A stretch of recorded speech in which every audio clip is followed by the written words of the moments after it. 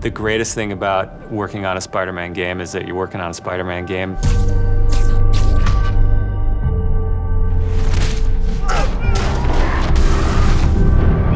The hardest thing is that it's a Spider-Man game. We really care about storytelling here at Insomniac.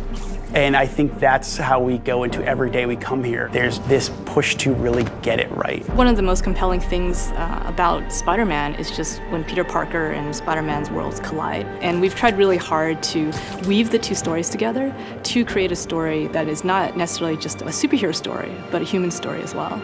So this Spider-Man is a little different. He's older, he's 23, so he's been Spider-Man for 8 years, and kind of like an athlete in the prime of his career, he's starting to get good at the Spider-Man thing. The nice thing about playing an experienced Spider-Man is that he's already familiar with his powers, right? He's not just discovering them. We always think of Spider-Man as, we call him, the acrobatic improviser. He's looking for not only how he can take advantage of the way the enemies are positioned, but what around him. Could he use this object to grab with his webs and throw at an enemy? We want people to not only see the enemies in front of them, but the environment around to take advantage of both of them. He also knows that the criminals out in the city know how he works as well, so he's got to mix it up. So even though he is more experienced, the challenges are going to be bigger than he's ever faced before.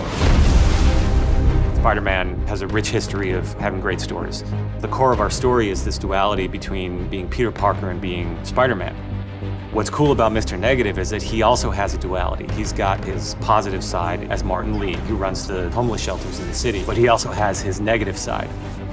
When Peter makes the connection that the leader of the inner demons is the guy who my aunt works for, we got the perfect collision of those two worlds. So many people have their own vision of what Spider-Man should look like, what he should sound like, and in the end, we just have to put a new and fresh twist on who he is. And for us, it's really, really important to deliver those big spectacle moments, those near impossible scenarios that only someone like Spider-Man can survive, and put you in that action. You got this, you got this, you got this!